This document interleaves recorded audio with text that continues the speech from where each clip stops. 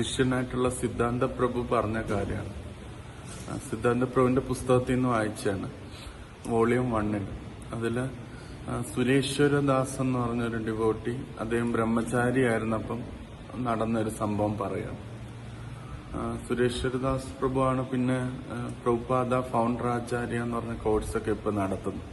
അപ്പൊ അദ്ദേഹം പറയുന്ന ഒരു കാര്യമാണ്, ശ്രീല പ്രഭുപാദ ഡല്ലാസിൽ വരുന്നൊരു സമയം, ഡല്ലാസില് ശ്രീ രാധാ കാലചന്ദ് ജി എന്ന് പറഞ്ഞ വിഗ്രഹം ഇൻസ്റ്റാൾ ചെയ്യാനായിട്ട് വരികയാണ്.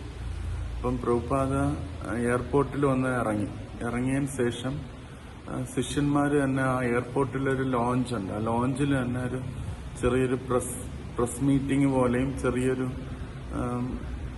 മീറ്റിംഗ് പോലെ അറേഞ്ച് ചെയ്തു. അപ്പൊ ശിഷ്യന്മാരെല്ലാം തറയിലിരുന്ന് പ്രഭുപാദ കോച്ചിൽ ഇരുന്ന് വലിയ സോഫയിലിരുന്നു. അപ്പം കുറെ പത്രക്കാരും അവിടെ ഉണ്ടായിരുന്നു. പത്രക്കാരില് ഒരാള് പ്രഭുപാദ് ഇങ്ങനെ പറയാൻ തുടങ്ങി, നമുക്ക് വൈദിക കാലഘട്ടത്തില് വിമാനങ്ങളല്ലാതെ തന്നെ പറക്കാൻ വേറെ മാർഗങ്ങളുണ്ട് എന്ന് പറഞ്ഞു. എന്നിട്ട് പ്രഭുപാദ് പറഞ്ഞത്, ഒന്ന് നമ്മള് അരണ്യത്തിന്റെ പുറത്ത് വേദങ്ങളിൽ പറയുന്നുണ്ട്, പക്ഷെ പ്രഭുപാദ് അവിടെ ഉപയോഗിച്ചത് പീജിയൻ എന്നാണ്, പ്രാവെന്നാണ് പറഞ്ഞത്. പ്രഭുപാദ് ആ ബോധ്യത്തോടുകൂടി തന്നെ പറഞ്ഞു, പ്രാവ്, പിന്നെ മന്ത്രത്തിന്റെ ശക്തി കൊണ്ട് സഞ്ചരിക്കാനായിട്ട് പറ്റും, പിന്നെ അതേപോലെ കാർപ്പറ്റ് അല്ലെങ്കിൽ മെഷീൻ കൊണ്ട് അതിൽ സഞ്ചരിക്കാൻ പറ്റും എന്നുള്ള രീതിയിൽ ഇങ്ങനെ പ്രഭുപാദ് പറഞ്ഞു. അപ്പം സുരേശ്വർ പ്രഭു ഇത് കണ്ടുകൊണ്ട് നിൽക്കുകയാണ്, പ്രഭുപാദ് സംസാരിക്കുന്നത്, ബാക്കിയുള്ളവർ ചുറ്റും ഇരിക്കുന്നത്. അപ്പൊ ഈ ഒരു ലേഡി റിപ്പോർട്ടറുണ്ട്, ആ ലേഡി റിപ്പോർട്ടർ ഇതിങ്ങനെ എഴുതിക്കൊണ്ടിരിക്കുകയാണ്. ഓരോ വഴിയിലൂടെ പറക്കാൻ പറ്റും എന്ന് പറഞ്ഞ് ആദ്യം പീജൻ, അവരിങ്ങനെ പീജൻ ഇങ്ങനെ കറക്റ്റായിട്ട് എഴുതാം, എന്നിട്ട് പിന്നെ മന്ത്ര, പിന്നെ മെഷീൻ ഇങ്ങനെ പറയാം.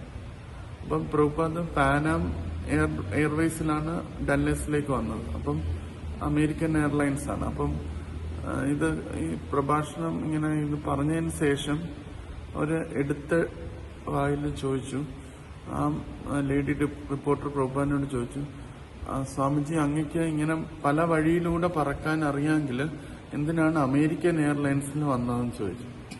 അന്ന് പ്രഭുപാദ് ഇമ്മീഡിയറ്റ്ലി ഒന്നും ചിന്തിക്കാതെ തന്നെ പറഞ്ഞു, പെട്ടെന്ന് പറഞ്ഞു, നിങ്ങൾ ഒരുവനെ പോലെ ആകാനാണ് ഞാൻ അങ്ങനെ വന്നതെന്ന്.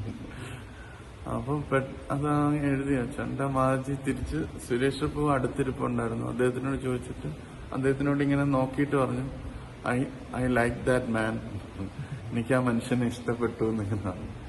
അപ്പൊ പ്രഭുപാദ്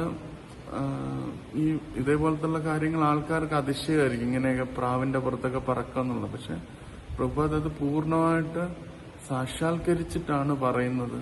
അല്ലെങ്കിൽ ഇങ്ങനെ ഒരു ചോദ്യം ചോദിക്കുമ്പോൾ ഒരാൾ വെപ്രാളപ്പെട്ടു പോകും, ഇങ്ങനെ എടുത്ത് ചലഞ്ചിങ് ചോദ്യം ചോദിക്കും. പക്ഷെ പ്രഭുപാദ് നാച്ചുറലി ആണ് ആൻസർ പറഞ്ഞത്. അപ്പൊ പ്രഭുപാദ് എന്ത് പറയുന്നു അത് അദ്ദേഹം പൂർണ്ണമായിട്ട് സാക്ഷാത്കരിച്ചിട്ടാണ് പറയുന്നത് എന്ന് സുരേശ്വര പ്രഭു അവിടെ പറഞ്ഞു.